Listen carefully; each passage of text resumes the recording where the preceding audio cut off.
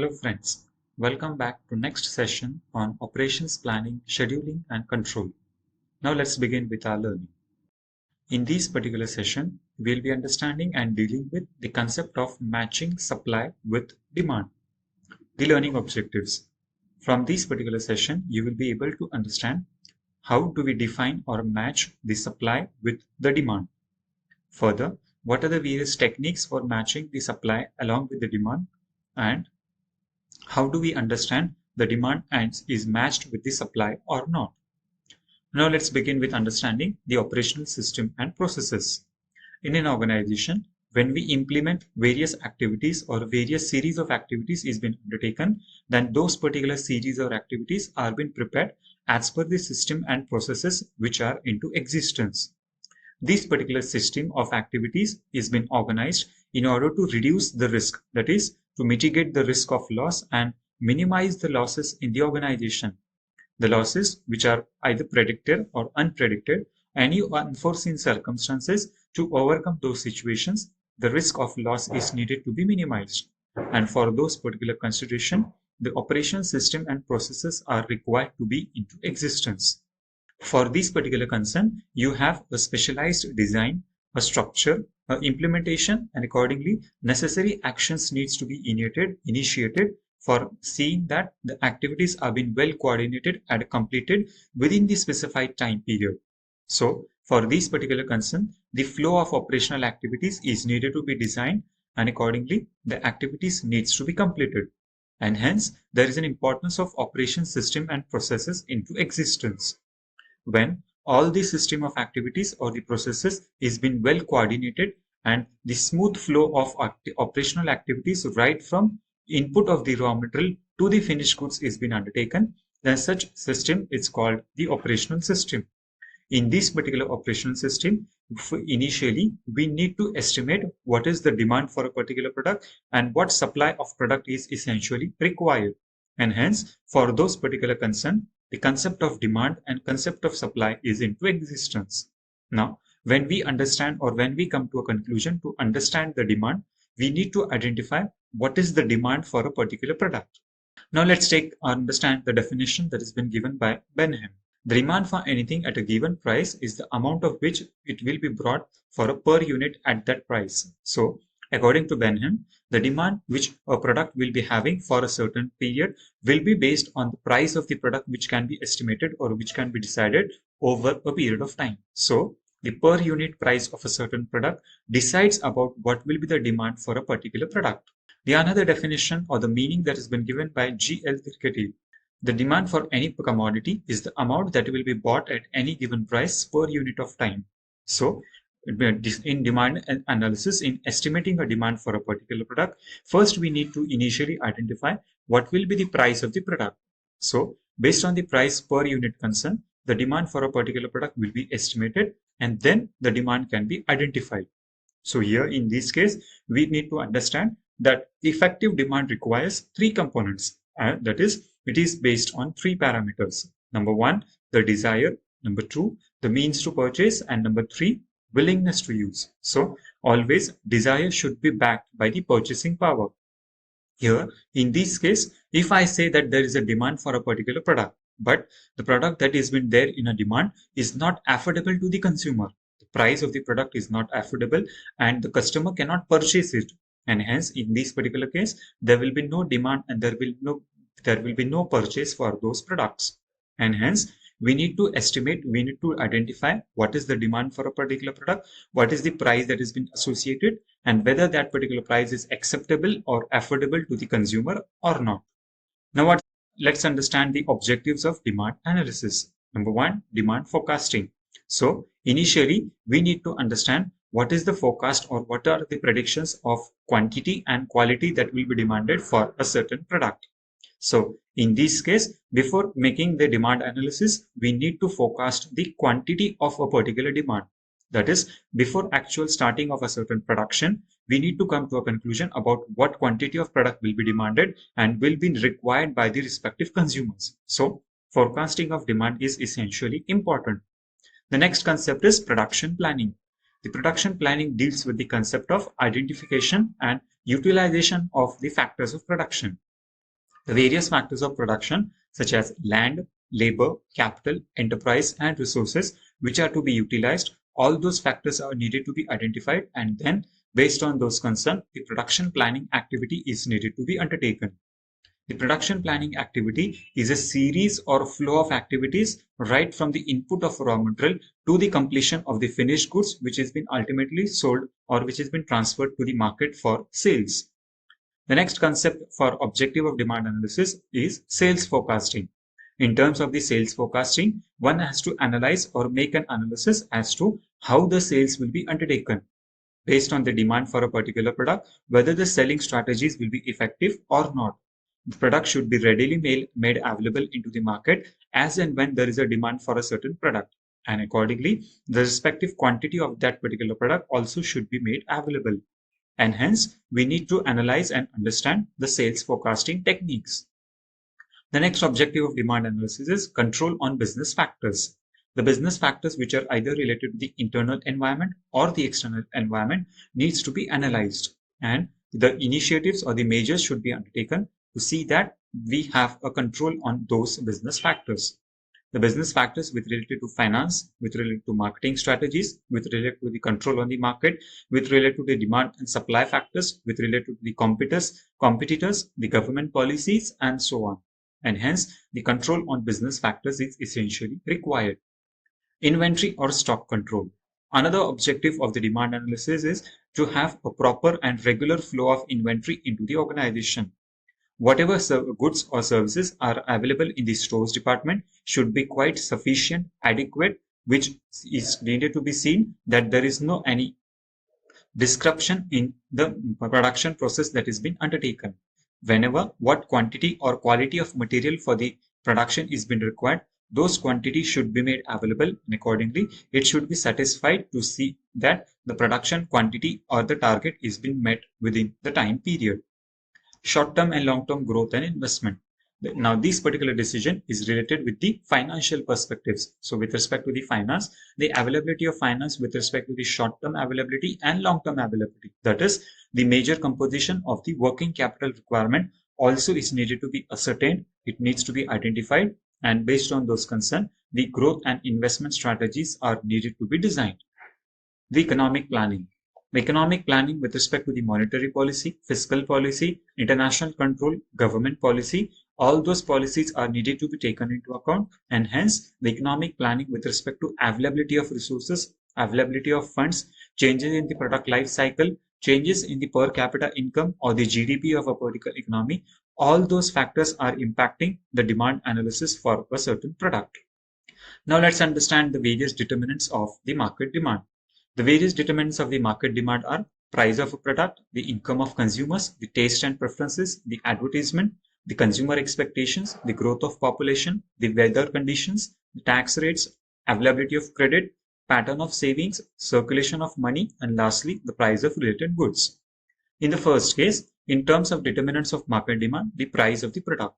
So if the price of the product is been ruling into the market, so based on the price, the product gets ruled, and accordingly, those particular product is only been demanded for which there is a similar price into the market. So if the price of the product is affordable to the consumer, then only he will purchase it, otherwise he won't purchase. If there is an increase in the price of a product for a several period point of time, then those particular products will not be demanded. The next component is the income of consumer. Based on the income level, whether the income level is increasing or decreasing, availability of money or funds with the general public, that is the consumers, it directly gets impacted with the market demand. So in this case, if the money is available with the consumer, that is the end user, then only he will be able to purchase those products. In vice versa, if the money is not available, if the income of the consumers is at a decreasing stage, then the product will not be demanded and it will not be purchased. Changes in the taste, habit, and preferences of an individual also affect or also impact the market demand for a certain product. If there is a frequent change in the taste and preferences, then accordingly, the product that has been launched into the market will not be accepted and will not be purchased by the consumers. Advertisement. Yes, advertisement directly impacts the usage of a product or a purchase decision.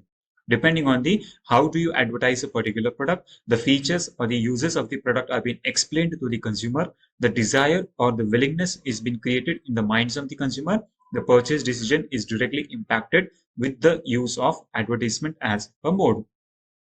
Consumer expectations. Always the consumer expects a certain amount of product or return which he is looking for. So if the consumer expectations are changing very frequently and accordingly, if the product is not able to satisfy or fulfill the consumer expectations, then accordingly the customer demand may fall.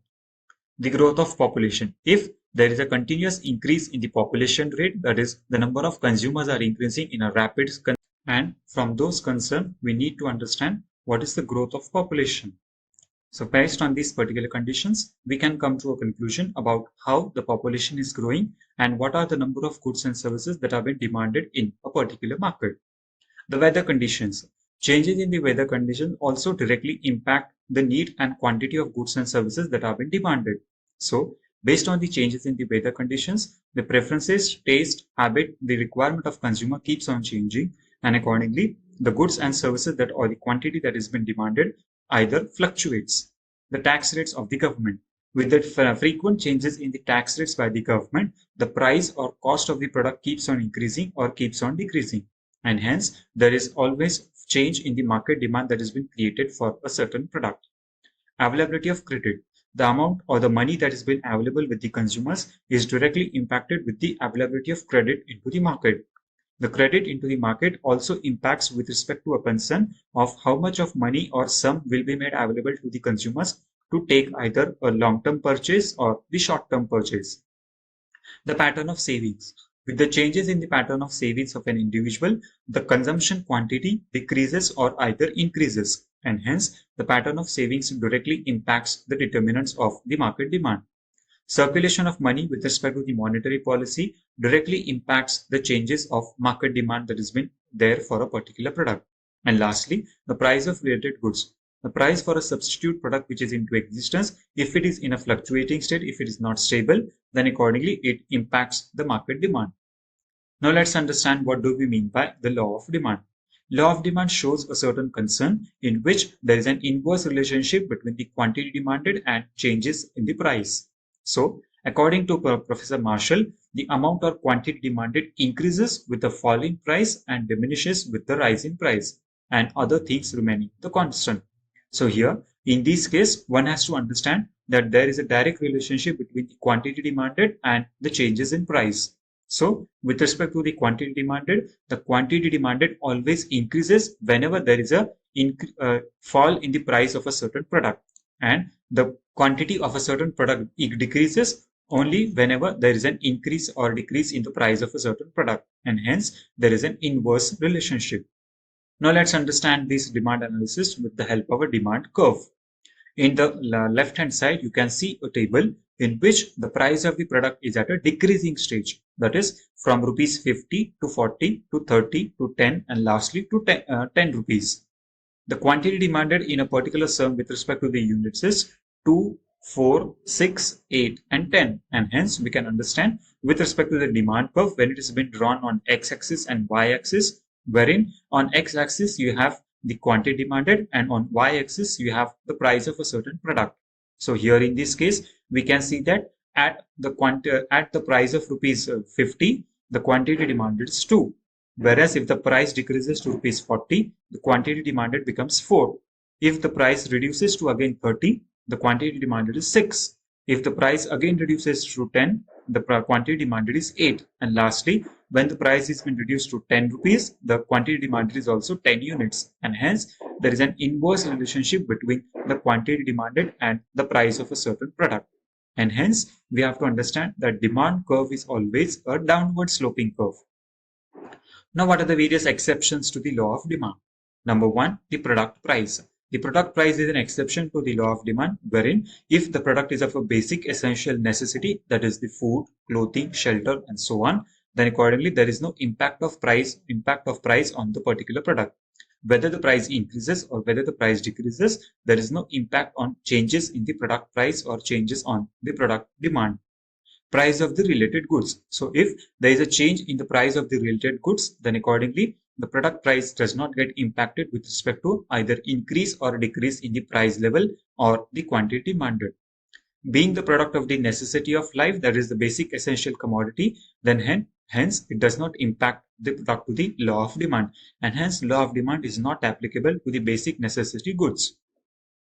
Conspicuous necessity. So if a product is of a conspicuous necessity, which means for a certain standard of living, for a certain class of people, then here in this case, the price and quantity demanded does not impact, and hence it becomes a necessity for an individual to use those particular products.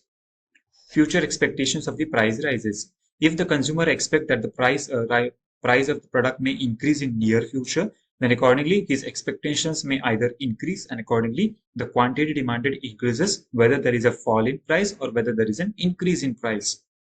Impulsive purchases. There are certain cases wherein the customer goes for an impulsive purchase, and accordingly he is not in a position to think about whether the quantity demanded should be more or whether the quantity demanded should be less, or he should continue with the same quantity that he was consuming earlier.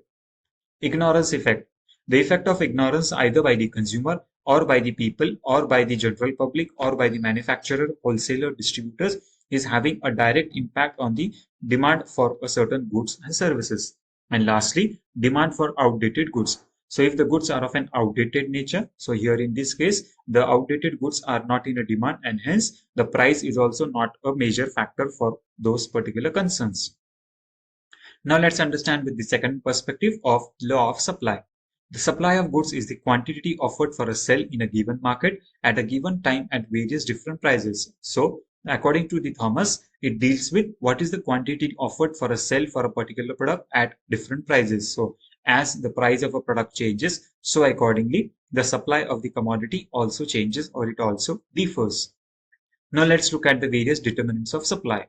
The various determinants of supply is the product price. That is, what is the price of that particular product? It directly gets impacted with the price and the supply of commodity or the quantity. Price of the related goods. So substitute goods or competitors' goods also impact the supply of commodity into the market. So if the goods are of a related nature, are connected concern, then accordingly the price of one product gets impacted on the price of another product. Impact of cost and technology. So the cost and technology, whether those particular concerns either increases or decreases, it creates an impact on how the supply of commodity will be there into the market. So with the increase in the cost or increase in the technology, that the supply price or the cost of the goods will automatically increase, and accordingly the supply will either increase or either decrease. The objectives of the firm. Initially, the firm may have any objective of either the profit maximization or the wealth maximization. But in case if the company is not having a certain objective and they are just aiming for the quantitative terms, then accordingly the supply of the commodity may increase, and accordingly the quality of the product may decrease, or in a vice versa. Future expenditure. So controlling on expenditure is essentially required by a particular firm or an organization, and hence expenditure of firm on a future product or on future investments also needs to be ascertained and identified, and then a wise decision as to those product needs to be undertaken. Weather and climatic conditions. So changes in the weather and climatic conditions directly impact of what will be the supply of the product into the market. With respect to the changes in the natural cycle, changes in the natural resources and so on, the supply of commodity either increases or either decreases with the availability of resources from the nature. The number of sellers. Depending on the number of sellers, the supply of commodity also directly gets impacted. The number of sellers has a certain impact with respect to the availability of product into the market. And lastly, the taxation policy. Changes in the taxation policy by the government also directly impacts about how or in what way the product will be accepted and what way the product will be supplied. Now let's understand what do we mean by the law of supply. When the price of commodity increases, its quantity supplied increases, and when the price decreases, quantity supply increases. And hence we can see that there is a direct relationship between the quantity demanded, that is the quantity supplied by a certain product, and its price. So if there is an increase in the supply, then accordingly the price decreases, and if the quantity supply decreases, the price also decreases, wherein supply is the function of price, wherein S is equal to F of P, where S stands for supply and P stands for price. Now let's understand what are the various assumptions to the law of supply. The law of supply is based on a certain assumptions. That is, number one, no change in the price of factors of production. That is, the land, labor, capital, enterprise, and resources. No changes in the price of related goods. So, a related goods which is either a connecting nature or either of the competitors' goods and services, those particular prices are not changing. Changes in the goals of a particular firm. The firm which is having a certain objective with respect to the short-term achievement or the long-term achievement, the vision, mission, policy, quality statement, the goals of the firm with respect to the either profit maximization or wealth maximization, it does not differs, and accordingly there is no change in those policies. No change in the expectations of the producer. So whosoever the producer may be, the manufacturer may be, there is no change in the expectations with respect to the quality and quantity of a certain product. No changes in the state of technology. The technology remains same over a period of time for which the product or goods are into circulation. No change in the number of producers. So number of producers or the manufacturers also remain the same, and hence there is a stability of product into the market. No change in the government policy. So the government policy with respect to the cost, with respect to the taxation, with respect to the taxes that are being charged, with respect to the exchange of goods and services within the country, outside the country, within the region, outside the region, the state policy, everything remains same and stable. No change in the taxation and subsidy rates. So whatever taxation rate that has been prevailed by the government, the subsidy that has been provided by the government for import or manufacturing or supply or distribution, everything remains same. Now let's understand the concept of supply curve. So in this case, as we have seen the demand curve, in the same fashion we have the supply curve. In the supply curve, when the price keeps on increasing from 10 rupees to 20 rupees to 30 rupees to 40 rupees and 50 rupees, accordingly, the quantity supplied of a certain commodity also keeps on increasing. That is, from it becomes 2 to 4 to 6 to 8 to 10. And same impact can be seen on the supply curve also. And hence, supply curve is an upward sloping curve.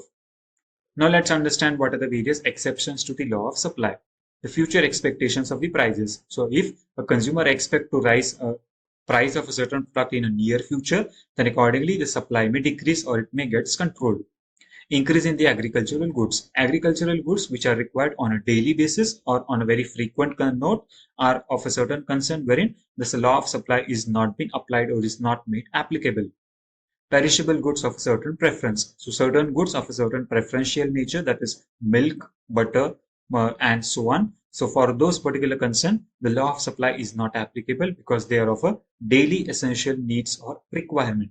Goods of immediate action. Certain goods are which have been required on an immediate action. On those particular concerns, the law of supply is not applicable.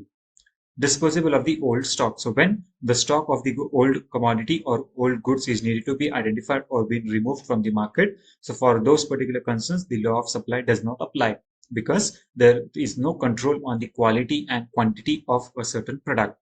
The goods which are of a rare nature, which are very short availability in the market, for those particular concerns, the law of supply cannot be made applicable. And lastly, law of supply is not applicable in the backward countries, which is also called the least developed economies. Now let's summarize what we have learned in this particular session. In this particular session, we have learned what do we mean by the law of demand, what do we mean by the law of supply, and lastly, we have seen what are the various assumptions with respect to the law of demand and with respect to law of supply. And also, we have seen the implications and applications of law of demand and law of supply. I hope you must have enjoyed the learning. Thank you.